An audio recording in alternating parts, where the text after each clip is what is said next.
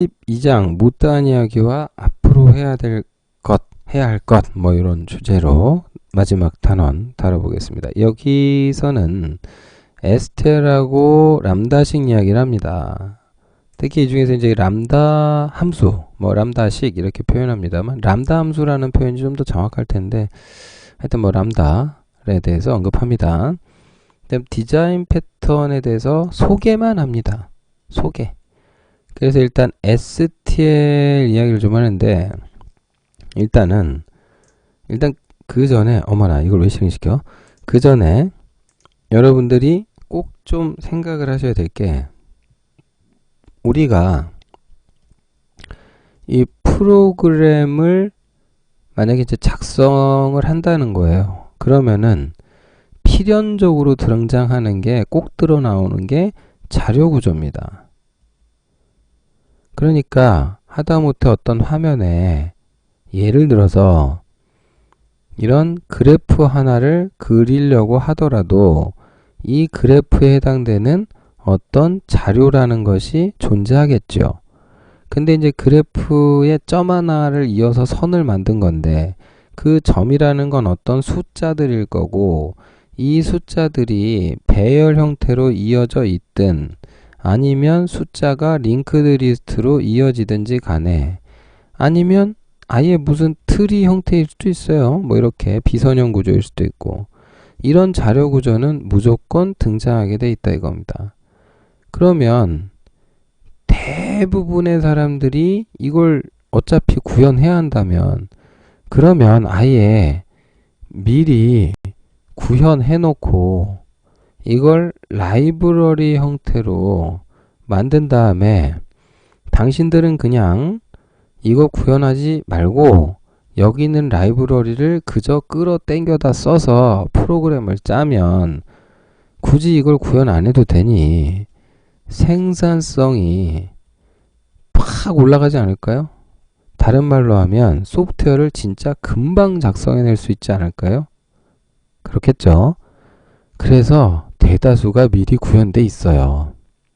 내가 뭔가 필요한 어떤 무엇이라면 나 말고 다른 개발자들도 대부분 필요로 해요.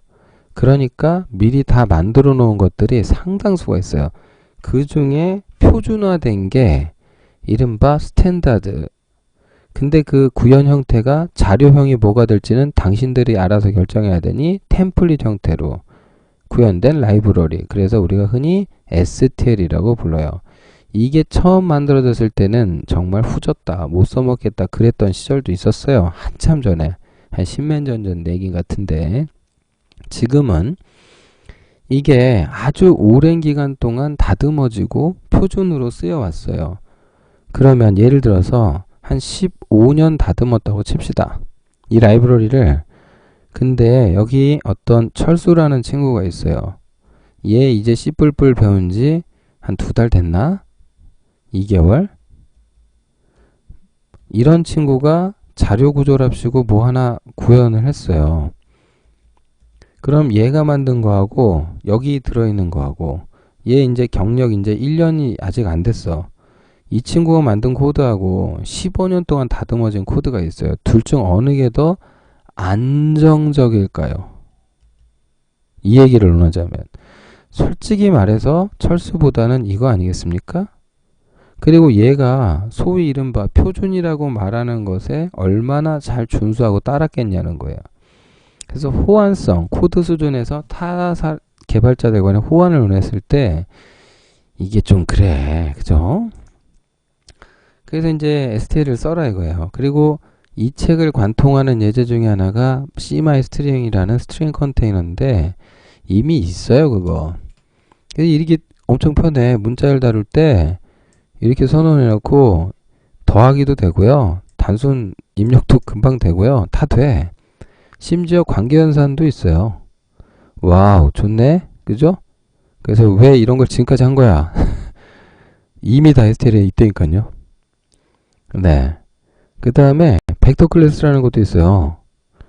배열이죠, 배열. 근데 웃긴 게 뭐냐면 크기도 알아서는 한다? 이렇게 배열 해갖고 이제 벡터 인티저 그러면 뭐 3개 그래갖고 이제 요소가 3개란 얘기죠. 그 다음에 그 범위 기반 포문이죠. 이렇게 지정해 놓으면 요소 액세스도 다 돼. 그리고 만약에 더 집어넣으면 크기도 늘어나. 막 처음에 3개였던 게 5개로 늘겠죠. 이제 이렇게. 얼마나 좋아. 와, 대박이죠. 그러니까 이제 이게 익숙해지면 이런 코드는 아예 잃어버리는 편이 나을 것 같고요. 그래서 이런 자료들을 담아서 뭐 리스트가 됐든 뭐 배열이 됐든 다르는 게 컨테이너, 경우에 따라서는 컬렉션 혹은 자료 구조라고 부릅니다. 훌륭하죠? 네. 그래서 이 얘기는 여기까지만. 그래서 여러분들이 STL을 반드시 공부하셔야 돼요. 그래서 STL과 관련돼서 책을 좀 추천을 제가 책 속에서 해드렸는데, 그 공동원 저자님이 쓰신 책이 있어요. 이 책 추천해 드리고요. 그 다음 최응배님의 이런 문서도 있어요. 특히 이제 게임을 이유로 만약에 이제 그 C++ 공부하시는 분들이라면 이 최응배님이 쓰신 문서, 서적은 반드시 보셔야 돼요. 알아보세요. 이 게임 분야에서는 굉장히 유명하신 분입니다. 그래서 이 얘기는 이제 여기까지만 하는 걸로. 제가 이걸 다 다룰 수도 있겠지만 그러면 안 되겠죠. 이 책을 쓰신 우리 저자님도 계시는데, 예, 저는 딱 여기까지만. 자, 여기 어쨌든 그 STL에 보면 이제 함수객체라는 말이 나오는데, 일단 그 함수객체 얘기 잠깐 할게요. 함수객체가 뭐냐? 여러분이 함수 호출 연산자라는 말을 들어보셨나요? 예를 들면은 메인 함수에서 이렇게 print f 같은 함수를 이렇게, 물론 이 안에 뭐라고 쓰고 메인 함수 같은 데서 이렇게 이런 함수를 이른바 콜, 호출한단 말이에요. 근데 이게 뜯어보면은 요 함수의 이름 부분은 메모리의 주소죠. 물론 주소이고요. 이때의 괄호가 바로 함수 호출 연산자입니다. 물론 이 안에 요거는 이제 매개 변수겠죠. 그래서 이때 이 함수 호출 연산자라는 게 이게 재정의가 돼요.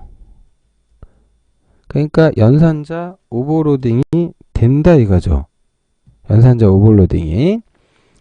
오, 진짜? 그러면 어떤 객체가 있는데, 클래스가 있는데, 어떤 클래스가 뭐 A라는 클래스가 있다 만약에, 그러면 이 클래스가 이 연산자를 정의해버리면 A 인스턴스인 소문자 A에 대해서 요런 거 할 수 있다는 얘기거든요.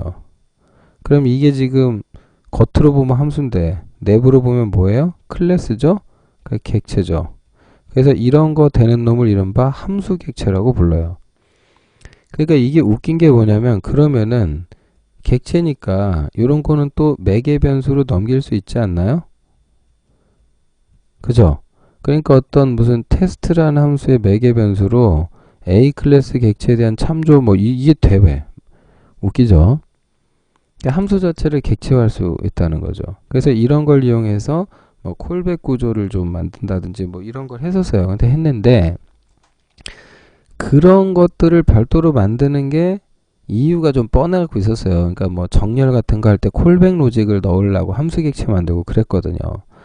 그래서 그러자고 클래스를 또 만들고 이러는 게 상당히 불편했거든요. 그래서 얘는 그 함수 객체를 딱 대체하는 겁니다. 그래서 어떻게 생겼냐면 앞에 이제 캡처를 써주고 매개 변수 목록 써주고 화살표처럼 해주고, 그러니까 그 구조체 멤버 접근 연산인데 그 주소일 때처럼 반환 형식 써주고 안에 구문 쓰면 돼요. 그 문법이 되게 재밌어요. 그러니까 예를 들면 이런 식이에요.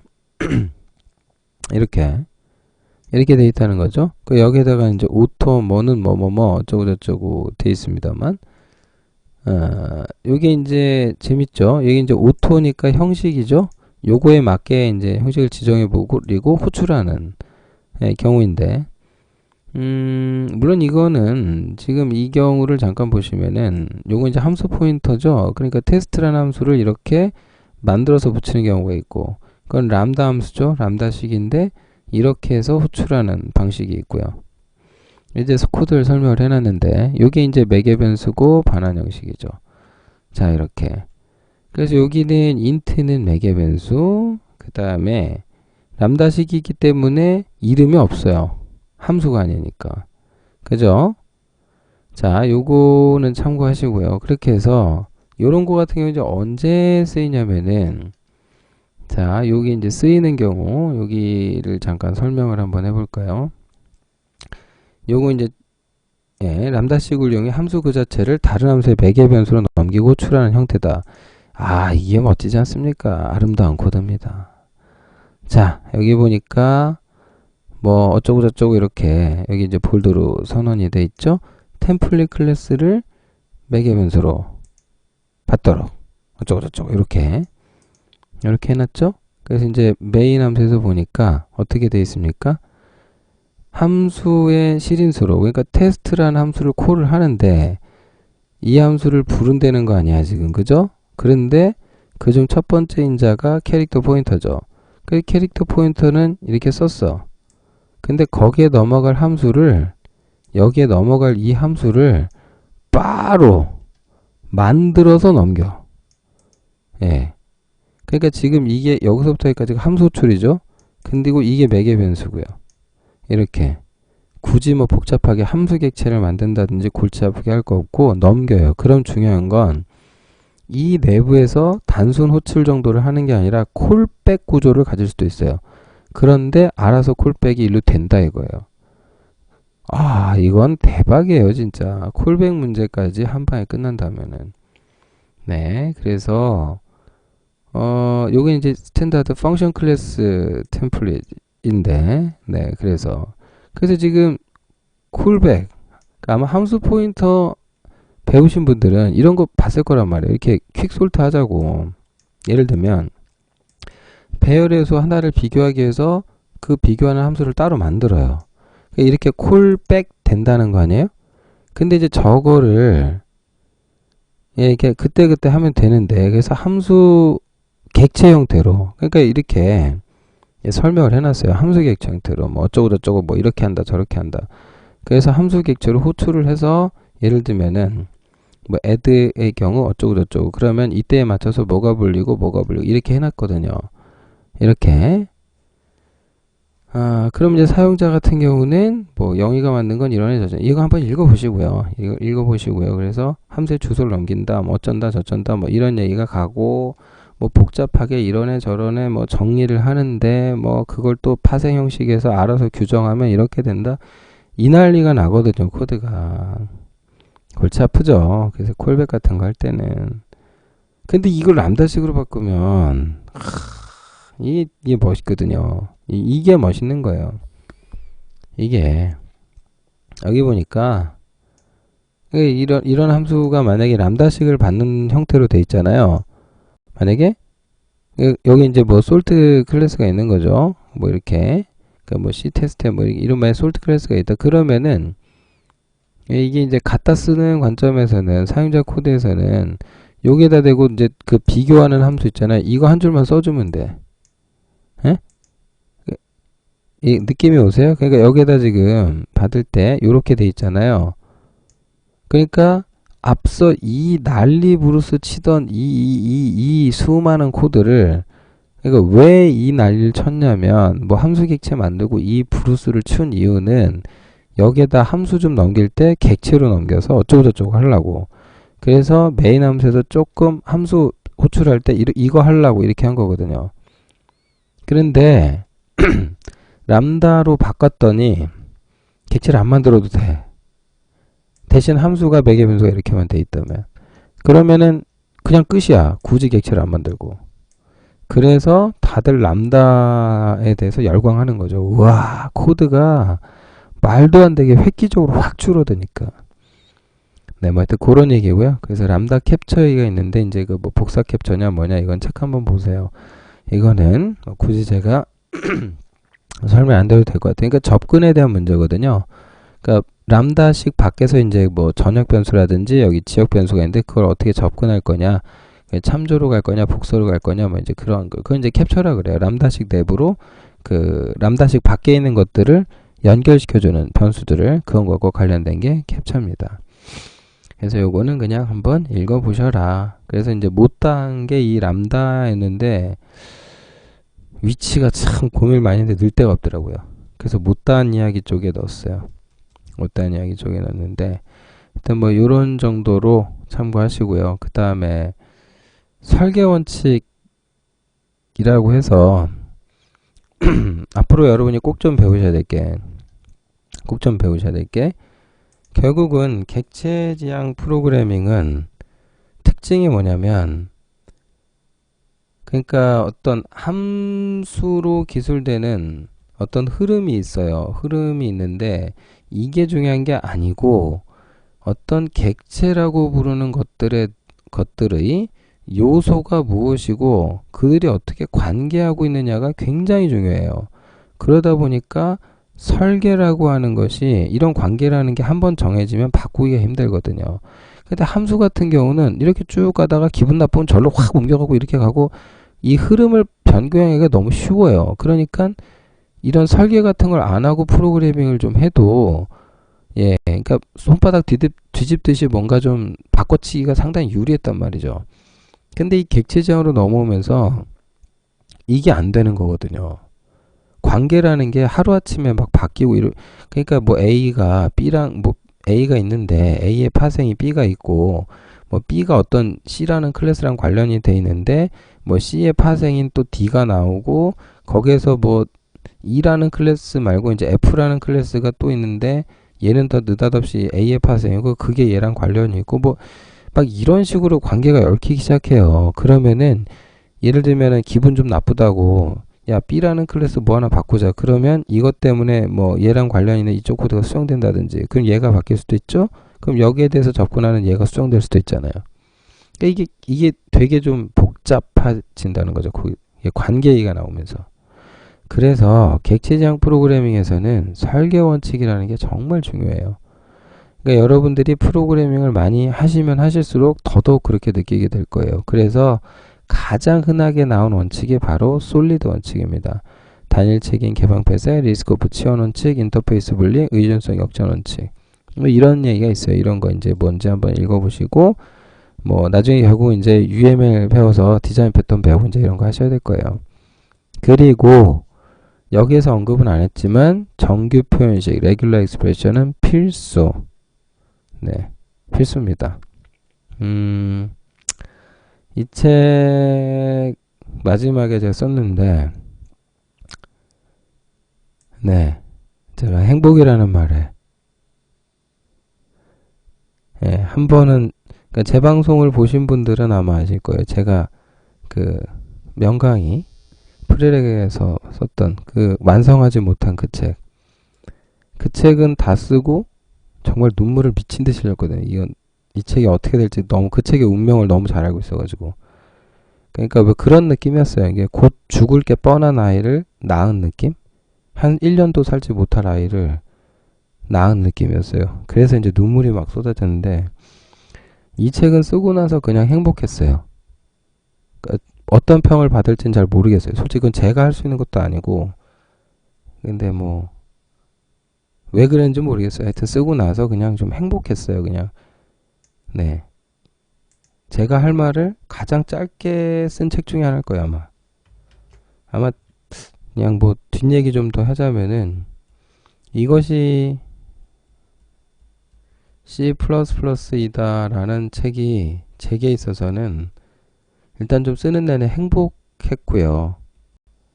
그리고 무엇보다도 쓸 때 제가 왜 행복했냐면 정말 최대한 간결하게 쓰고 싶었어요.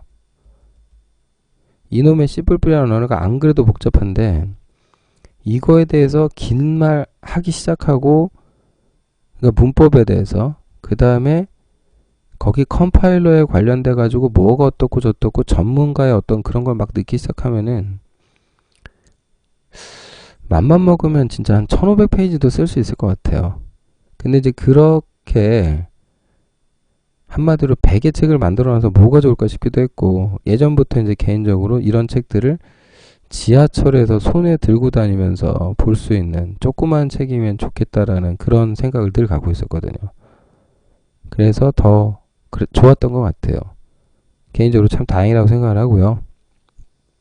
물론 이제 그 부족한 점이 많이 있죠. 네.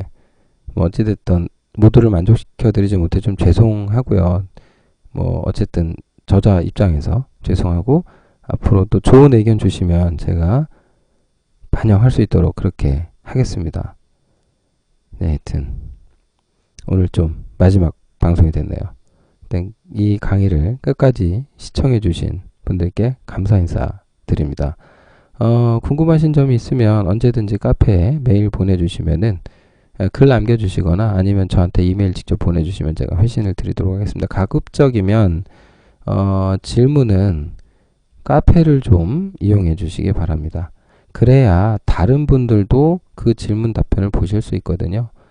네, 그래서 좀 카페를 좀 이용해 주십사 많이 부탁드립니다. 네이버 카페고요. 네, 교재 마지막에 써 있으니까 참고하시기 바랍니다. 네, 그러면 여기서 제 강의를 모두 마치도록 하겠습니다. 그동안 수고하셨습니다.